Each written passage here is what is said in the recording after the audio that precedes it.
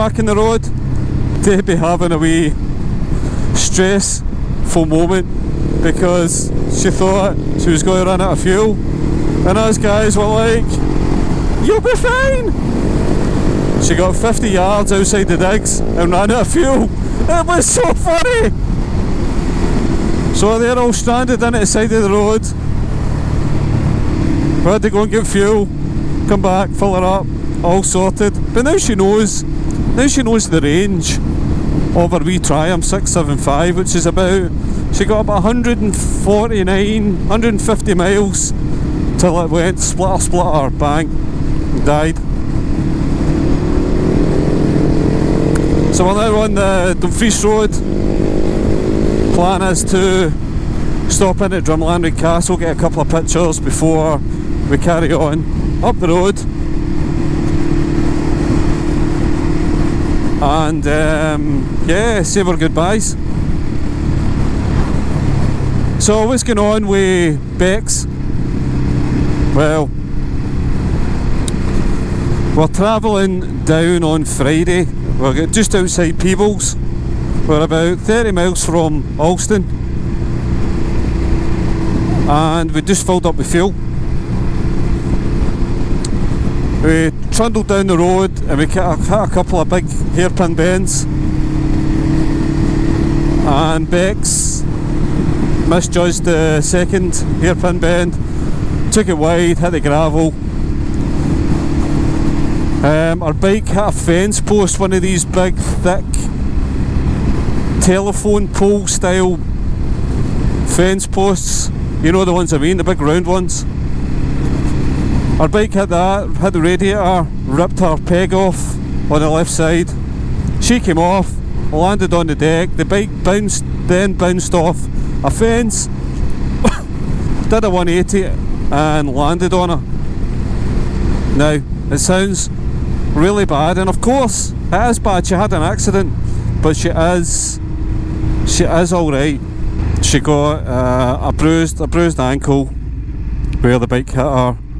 Her chest's a wee bit sore. Her chest isn't too bad now. I think she was probably more winded than anything else, and she's got a really bad shoulder. A couple of bruises on her legs as well, where the bike kind of trundled over her. So she is alright. She's not hindered in any way by what happened. She's not worried about anything. She's can't wait to get back out. She's probably just, as a biker is, you know how you are in yourself, even though other people worry about you, but she's more worried about her bike. So what's the damages to the bike? Well, both left and right pegs have been ripped off. So the cast that holds the pegs has broke on both sides. She's got a dink in the front radiator, so it's leaking fluid. Our front tyre is flat.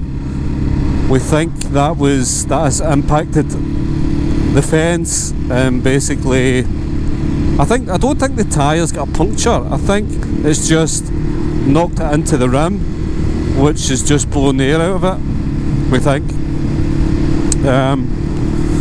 The wee side panel, so it's an ER6, so you've got little fairing panels, if you want to call them that. They sit round about the radiator area, either side, so they're broken. One side's all scraped, the other side's broke off. But apart from that, the bike looks alright. I think if the foot pegs were still in some kind of form where they were okay. Oh, our gear lever, our gear selector's bent in as well. But you would think that if a radiator wasn't burst, it was maybe just dented, and maybe her foot pegs were alright, she probably would have ridden the bike again. So she wasn't seriously bad, but to be sure, we got the ambulance out just to check her over, and she jumped on the back of my bike to get to the digs. And then yesterday, as you know, she came out on the back of the bike for the day. We did all 6 passes with her on the back, and even though she was a bit sore after it, She really enjoyed it, good to get out, and it didn't ruin her weekend. So, all in all, we are all heading home fine. Bexx is still got somebody to come and pick her bike up, so she's tagging along with them back to Dundee. But on Friday it was a different story. We didn't know the extent of her injuries. It's always a worry, and it's very emotional time as well when one of your riding mates comes off in any form. This is actually the second one I've seen in a week. I was out riding last Sunday and a boy behind me came off on a bend, and it's either on a bend or a car pulls out in front. That's the main reasons when you come off a bike.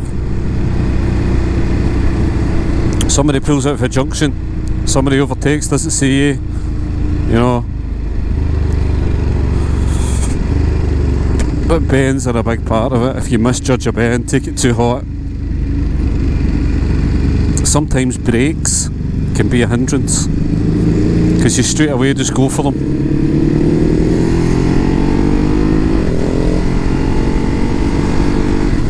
So here we are, just heading back. You got Colin in front of me, Deb's in front of him, and Pat up front.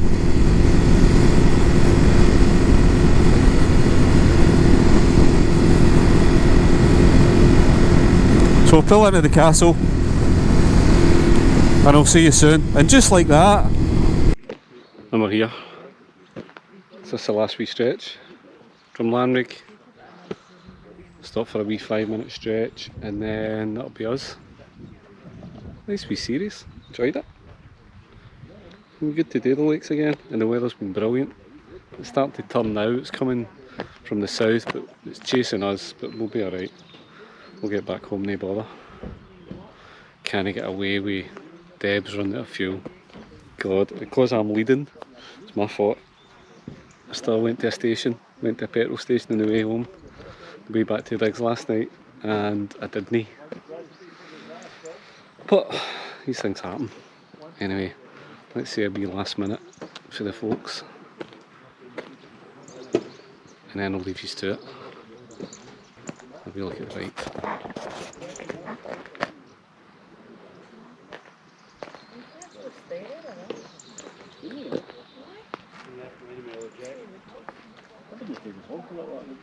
No? That's what I'm saying, it could be glass, isn't it? Obviously that in bypass, if that was open it would be even quicker. Aye.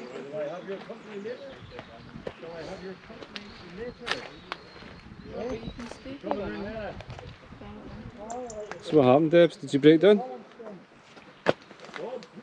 Yeah, somebody forgot to put petrol in, I think. Stop for petrol. No, not myself. That self. It's been a good weekend, wasn't it? Brilliant. Enjoy it? Yes. Have a good time? Brilliant. This Mike came along last minute, filled a gap, great weekend. That's it. Life is solo party. Enjoy it, Pat? Absolutely. Absolutely brilliant time. Thank you very much. Great. And Weirag Hall, superb. Absolutely brilliant. Really value for money, excellent. £14 for a sirloin steak. Can you complain? Friday night steak night. Steak night, yep. Not Awesome. really good. Brilliant. Awesome. Okay, that'll be us, I think. We'll catch up with you later. It's me, Lockwood 92. Enjoy the rest of your evening, the rest of your morning, the rest of your afternoon, the rest of your weekend. And I'll catch you in the next one. Lockwood, out.